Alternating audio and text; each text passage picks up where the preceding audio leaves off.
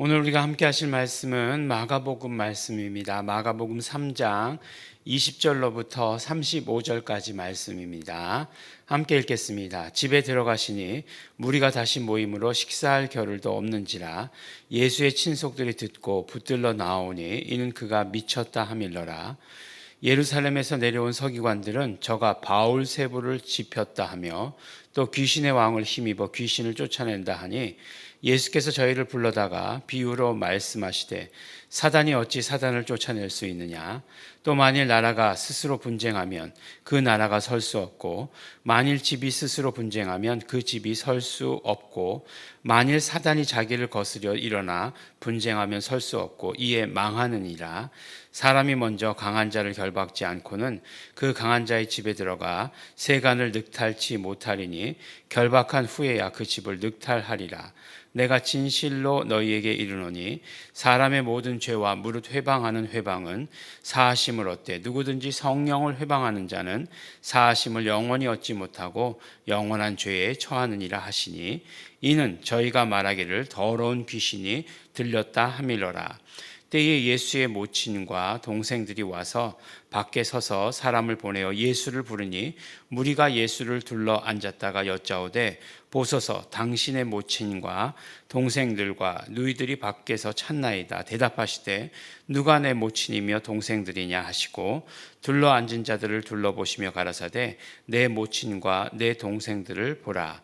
누구든지 하나님의 뜻대로 하는 자는 내 형제요 자매요 모친이니라. 아멘. 네, 오늘 말씀을 보니까 이제 예수님께서 또 집에 들어가셨죠. 가버나움의 집에 들어가신 것으로 생각이 되죠. 그랬더니 어떻게 되죠? 무리가 다시 모였다라고 이렇게 얘기합니다. 그러니까 예수님 계신 곳은 언제나 많은 사람들이 몰려들었다. 이렇게 말씀하고 있죠. 그래서 어떻게 하셨다고요? 식사할 겨를도 없으셨다라고 이렇게 말씀하십니다. 그런데 말이에요. 그런데 어떤 사건이 일어납니다. 무슨 사건이냐면 바로 예수의 친속들이 듣고 붙들러 나오니 이는 그가 미쳤다 하밀러라 라고 이렇게 얘기하고 있습니다. 보니까 예수님을 가장 부인하고 인정하지 않는 그런 그룹 중에 하나가 누군가 봤더니 예수님의 친속이었다는 거예요. 예수님의 친속. 그 다음에 이제 예루살렘에서 내려온 서기관들이 뭐라고 예수님께 얘기하냐면 저가 바울세부를 집혔다라고 이렇게 얘기합니다. 바알세불. 바알세불이라고 하는 것은 이제 뭐 원래 이제 있던 이름이죠. 바알세붑이라고 하는 그 귀신의 그러니까 신이 있었던 거죠. 잡신이 있었던 것인데 그런 것을 이제 유대인들이 바알세불 이렇게 얘기해 가지고 어떤 뜻이 됐냐면 똥의 왕, 파리의 왕 뭐 이런 거였는데 똥의 왕이 돼 버린 거죠. 그러니까 이제 굉장히 비하한 거죠. 비하했는데 사실은 뭐 하나님의 거룩하심 앞에 잡신들, 귀신들은 그 어느 것들도 비하해도 그렇게 비하해도 상관없는 그런 것들이다라고 이렇게 이야기할 수 있겠죠. 그래서 뭐 바알세불 이렇게 이야기했던 것까지는 좋아요. 그런데 누가 바알세불이라고요? 예수님을 보고 바알세불이다라고 이렇게 이야기하고 있는 거예요.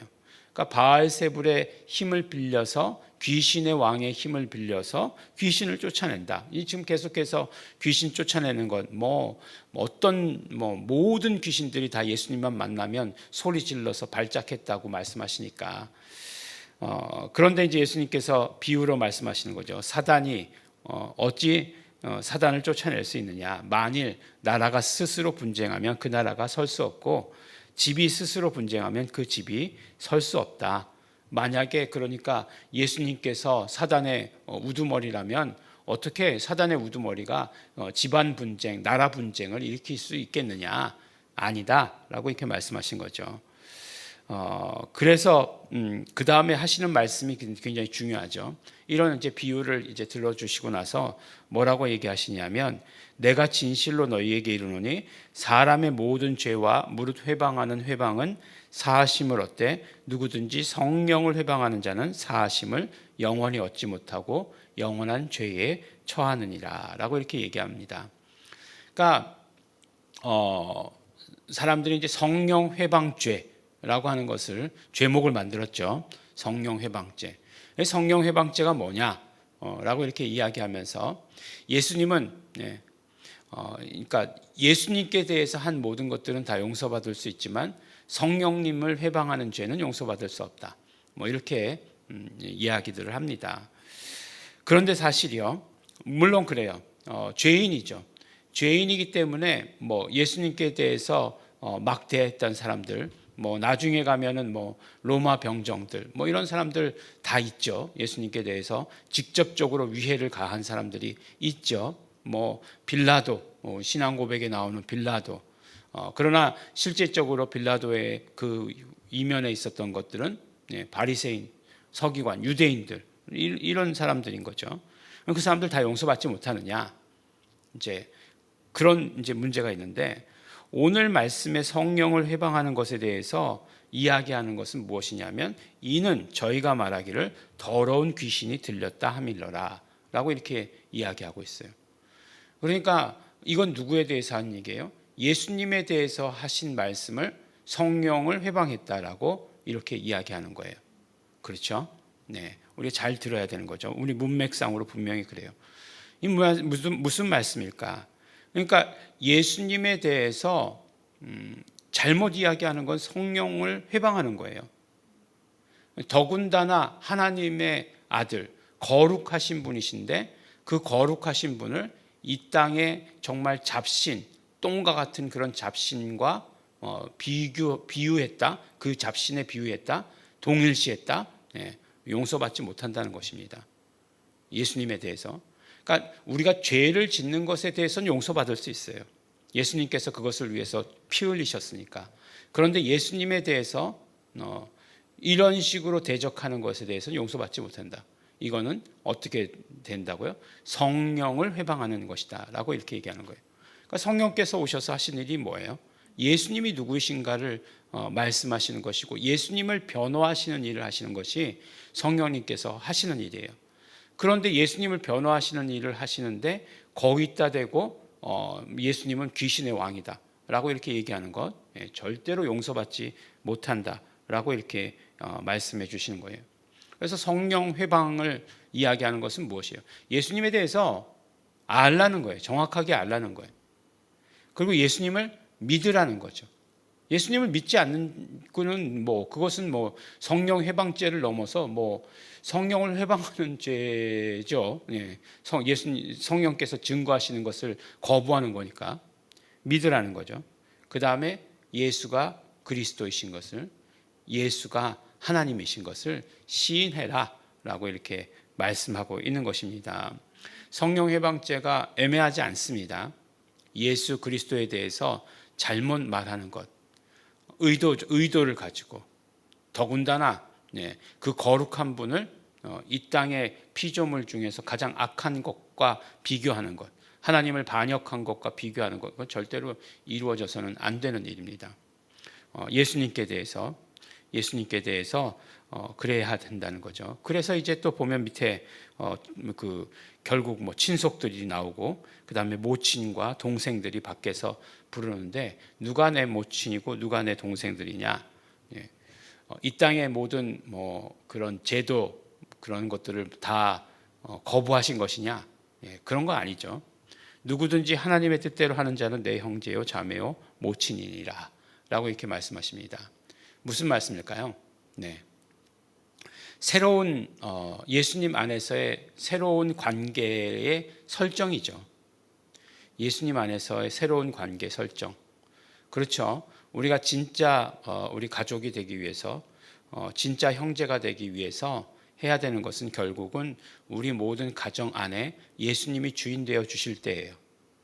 예수님의 말씀대로, 예수님이 주인 되셔서 그 말씀을 따르려고 하고 그 말씀대로 기도하고 우리가 시인하고 하는 것들이 바로 진짜로 우리가 새롭게 구성된 그런 가정을 말하는 거예요.